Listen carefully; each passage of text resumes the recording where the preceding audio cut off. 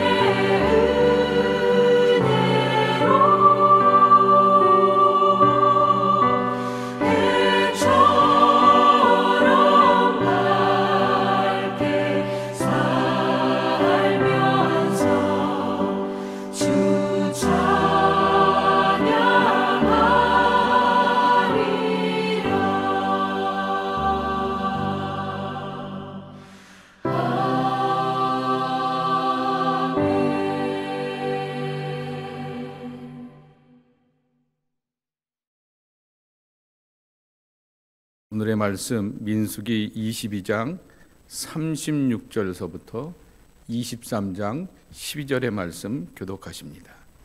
제가 먼저 22장 36절을 봉독합니다. 발락은 발람이 온다함을 듣고 모압 변경의 끝 아르논가에 있는 성읍까지 가서 그를 영접하고 발락은 발람에게 이르되 내가 특별히 사람을 보내어 그대를 부르지 아니하였느냐? 그대가 어찌 내게 오지 아니하였느냐? 내가 어찌 그대를 높여 존귀하게 하지 못하겠느냐?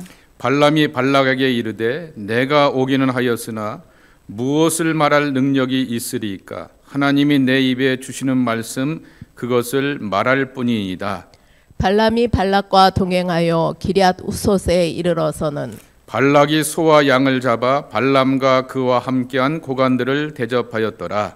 아침에 발락이 발람과 함께하고 그를 인도하여 바알의 산당에 오르매 발람이 거기서 이스라엘 백성의 진 끝까지 보니라. 23장 1절입니다. 발람이 발락에게 이르되 나를 위하여 여기 제단 7을 쌓고 거기 숫송아지 7마리와 순양 7마리를 준비하소서 하매 발락이 발람의 말대로 준비한 후에 발락과 발람이 제단에 숫송아지와 숫양을 드리니라. 발람이 발락에게 이르되 당신의 번제물 곁에 서소서 나는 저리로 가리이다.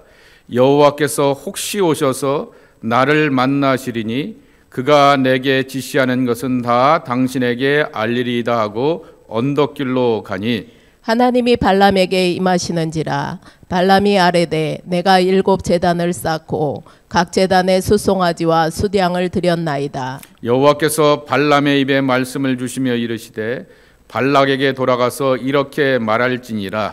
그가 발락에게로 돌아간즉 발락과 모압의 모든 고관이 번제물 곁에 함께 섰더라. 발람이 예언을 전하며 말하되 발락이 나를 아람에서 모압 왕의 동쪽 산에서 데려다가 이르기를 와서 나를 위하여 야곱을 저주하라 와서 이스라엘을 꾸짖으라 하도다.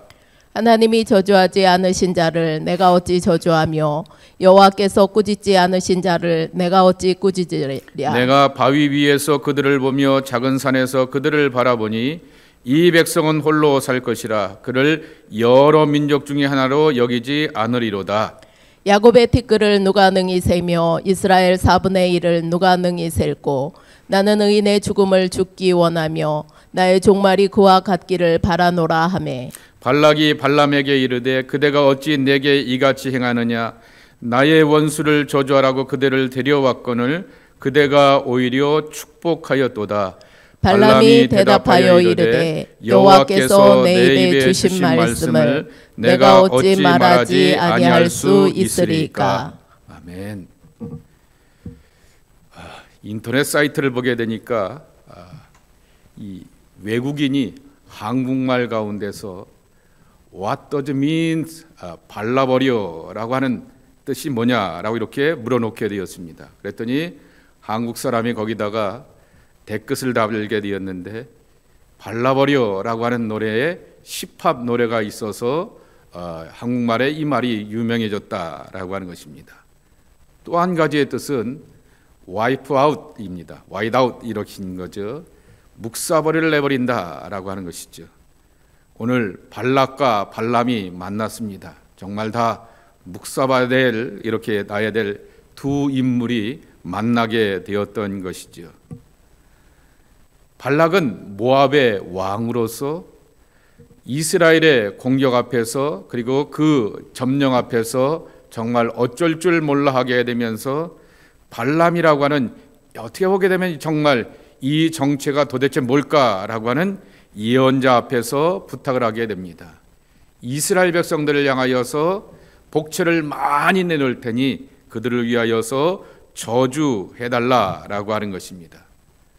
우여곡절 가운데서 정말 당나귀가 말하고 깨우치는 그 과정을 통하여서 나는 하나님 앞에서 당나귀보다도 못한 존재이구나라고 하는 것을 자각하게 되지만은 서로 만나게 되었습니다. 그리고는 이 발락 왕은 선지자라고 말하게 되는 발람을 향하여서 풍성하게 이렇게 잔치를 베풀어 주게 되는 이야기가 22장 36절서부터 41절까지의 말씀입니다. 발람을 보게 되면 참 오락가락하는 그러한 사람입니다. 발락 왕이 발람 선지자를 향하여서 잘 오셨습니다 라고 하면서 환영하면서 극진한 마음으로 대접하게 되었을 때 발람의 입에서 나오게 되는 고백입니다. 38절입니다. 내가 무엇을 말할 능력이 있으리까? 하나님이 내 입에 주시는 말씀 그것을 말할 뿐이니이다 라고 이렇게 고백하게 됩니다. 이렇게 보게 되면은 선지자의 모습을 갖추고 있는 것처럼 보게 됩니다. 내가 말하는 것이 아니라 그분의 영과 그분의 감동 가운데서 말한다라고 하는 것입니다. 그런데 문제는 3절에 보게 되면은 발락 왕이 발의 산당에다가 이렇게 제사를 꾸려놓게 되었고 거기서 또한 발람에게 요청하게 되면서 당신이 믿는 하나님 앞에 기도하며 대신 제사를 드려달라라고 하는 그러한 부탁을 하고 있는 내용이라고 하는 것입니다. 발락이 준비하게 되었던 발의 산당에서 발람은 하나님께 제사를 드리고 하나님의 은혜를 구합니다. 이것 다 하나님이 기뻐하지 않는, 온전치 않는 그러한 예배자들의 모습 아니겠습니까? 그러나 하나님은 하나님의 뜻을 가르쳐 주시고 계획을 보여주시기 위하여서 이 제사 가운데서 응답하시고 발람의 입에다가 말씀을 주시면서 이렇게 예언하게 하셨다라고 하는 그러한 말씀인 것입니다. 예언하게 되었다라고 하는 그 말이 이렇게 나와 있게 되죠. 그 말씀을 보게 되면은 말하되, 예언을 전하며 말하되라고 하는 7절의 말씀이죠. 여기서 예언이라고 하는 말의 이 예언은 보통의 선지자들이 말하게 되었던 하나님의 비전과 꿈, 그리고 앞으로 이루어지게 될 하나님의 계시, 예를 들면은 스가랴나 다니엘과 같은 사람, 에스겔 같은 선지자가 보게 되었던 그 예언의 개념과는 다릅니다. 여기서 말하게 되었던 예언이라고 하는 히브리어 단어는 마샬입니다. 여러분 많이 들어보셨죠? 골프에서 쓰는 마샬, 그 단어가 아니라 잠언 혹은 전도서를 향하여서 마샬이라고 하는 히브리어 단어를 쓰게 되는 것입니다. 잠언 혹은 교훈의 뜻이 담겨져 있게 되었던 것이죠. 결국 하나님께서는 발람을 통하여서 신통방통하게 미래를 예측하고 누군가를 향하여서 축복하고 누군가를 향하여서 저주할 수 있는 그러한 능력을 주신 것이 아니라 원칙적인 하나님의 뜻과 교훈과 그 바램을 발람의 입을 통하여서 말씀하여 주시게 되었다라고 하는 것입니다. 한마디로 표현하게 되면은 하나님이 지키시는 자를 저주할 수 없다라고 하는 것입니다. 여러분, 우리가 지난주에 무리바에서 있게 되었던, 가데스 무리바에서 있게 되었던 이스라엘 백성들의 모습을 봅니다. 그리고 그 모습 가운데서 모세와 아론의 한계를 보기도 합니다. 그들은 가나안 땅 저편에 있는 사람들이 아니라 가나안 땅 이편에 있게 되었던 광야가 무덤이 되었던 사람들입니다. 그들은 하나님의 은혜와 하나님의 인도하심으로써 만나와 메추라기를 먹기도 하고 구름 기둥과 불 기둥의 은혜를 체험하기도 하게 되었지만은 전적인 하나님의 신뢰가 없고 입이 툭 튀어나왔기 때문에 결국 그들의 원망과 불평 가운데서 광야가 그들의 무덤이 되고 매장지가 될지언정 하나님의 백성이라고 하는 거죠. 하나님의 약속의 비전과 새로운 세계를 향하여서 그들은 들어갈 수 있는 자격은 갖추지 못한다 할지라도 하나님의 은혜를 보고 경험하고 하나님을 찾아왔던 사람들이기 때문에 그들을 향하여서 감히 누군가가 저주하거나 해코지할 수 없음을 들려주게 되는 것입니다.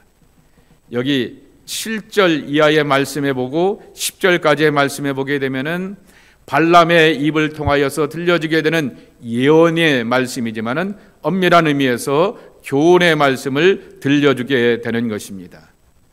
발락이 발람에게 부탁하게 되어서 또한 자신을 위하여서 야곱을 저주하고 이스라엘을 꾸짖으라 이렇게 말하게 되는데 8절에 이렇게 말합니다. 하나님이 저주하지 않는 자를 내가 어찌 저주하며 하나님께서 꾸짖지 않는 자를 내가 어찌 꾸질 수 있겠느냐라고 하는 것이지요. 이거 엄청난 은혜입니다. 저와 여러분이 하나님 보시기에 연약하고 부끄럽고 야 니네들은 여기는 안 돼 라고 하면서 한계가 있다 할지라도 하나님을 찾고 믿고 의지하는 믿음의 사람들을 향하여서 세상이 해코지할 수가 없다라고 하는 것이죠. 나는 아버지 하나님의 은혜 안에 있는 한, 나는 예수 그리스도의 은총 아래에 있는 한, 나는 성령을 붙들고 의지하며 성령의 도우심으로 살아가는 한 세상의 어느 누구도 나를 향하여서 저주할 수가 없다라고 하는 것이죠. 나를 향하여서 판단하시고 심판하실 분은 하나님밖에 없고, 그리고 하나님의 신실한 종들을 통하여서 하나님이 친히 가르쳐 주시는 것이지 정말 세상이 돈과 권력과 힘을 가지고서 저주하거나 그리고 해코지할 수 없음을 우리에게 들려주고 있는 것입니다. 하나님이 나를 돕는 자시니 사람이 나를 어찌하리요? 라고 하는 그 시편 기자의 위대한 고백, 히브리서 13장 13절에 나오게 되었던 허드슨 텔러가 가장 좋아하게 되었던 이 믿음의 고백과 같이 하나님이 우리와 함께하게 되었을 때 세상이 함께할 수 없는 그러한 하나님의 지켜주심이 우리와 함께함을 깨닫고 배워가게 된다라고 하는 것입니다. 그러게 두 번째 이 말씀을 보면서 우리는 우리 자신을 향하여서 셀프 에스팀, 자기 존재에 대해서 에스티메이트를 하게 되는데 어떻게 하냐고 하면은 자존감으로 꽉 차 있어야 하는 것입니다. 지난 금요일에도 말씀을 드렸듯이 하나님 앞에서 우리의 속성은 겸손해야 하겠지만은 겸손한 우리를 향하여서 높이시는 것은 하나님이십니다. 계획과 뜻과 그리고 목적 가운데서 우리를 세상 가운데서 사람 앞에서 존귀한 자가 되게 하신다라고 하는 것입니다. 그렇기 때문에 크리스찬들에게는 꼭 필요한 믿음의 가치가 하나 있는데 자존감이라고 하는 것입니다. 이 자존감은 두 가지의 모습으로 나타나야 됩니다. 하나는 내 모습에 대한 가치입니다. 그래서 존 스타트의 말을 제가 인용하였던 것처럼 나의 가치는 예수 그리스도를 십자가에 못 박을 만큼의 가치이다라고 말하면서 하나님이 정말 당신의 아들을 십자가에 못 박으시면서 나를 구원할 만한 생명의 가치가 내 몸과 내 삶 가운데 담겨져 있기 때문에 나는 결코 세상 가운데서 사람들 속에서 함부로 대할 수 없는 존귀한 자이다라고 하는 것입니다. 그리고 나의 가치는 하나님의 능력이라고 하는 것입니다. 할 수 있거든이 무슨 말이냐? 믿는 자들에겐 능치 못함이 없느니라라고 하는 예수님의 말씀과 같이 우리가 그리스도를 믿고 하나님의 전능하심과 은혜를 믿고 따라가는 사람들이라고 하면은 우리는 예스, 할 수 있음의 사람이라고 하는 것입니다. 사방으로 우겨쌈을 당하여도 답답한 일을 당하여도 그리스도가 우리의 영혼의 보화가 되시고 삶의 보화가 되시면 내 영혼과 육체와 삶은 안전하다라고 하는 것입니다. 발락이 돈을 가지고서 소위 좀 예언 좀 한다라고 하는 그러한 사람을 데려놓고 하나님의 백성들을 향하여서 저주하려고 하게 되지만은 하나님이 분명한 마샬 경고와 교훈의 말씀을 들려주십니다. 하나님이 지키시면 지키신다라고 하는 거죠. 하나님이 보존하시면은 보존하신다라고 하는 그 말씀이라고 하는 것입니다.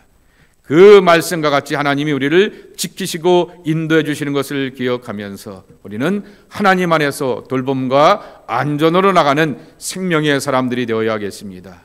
이 은총과 평강 안에 거하는 여러분 모두가 되기를 주 예수 그리스도의 이름으로 간절히 축복합니다. 아버지 하나님 감사합니다. 이 아침에도 깨어서 세상이 나를 저주할 수 없고 판단할 수 없고 세상 가운데서 나는 무너지는 존재가 아니라 하나님의 지키심을 받는 존재라 말씀해 주시오니 감사합니다. 돌봄과 사랑 안에 거하는 주의 백성들 되게 하여 주옵소서. 예수님의 이름으로 간절히 축복하며 기도하옵나이다. 아멘. 하늘에 계신 우리 아버지시여, 이름이 거룩히 여김을 받으시오며 나라가 임하시오며 뜻이 하늘에서 이루어진 것 같이 땅에서도 이루어지이다.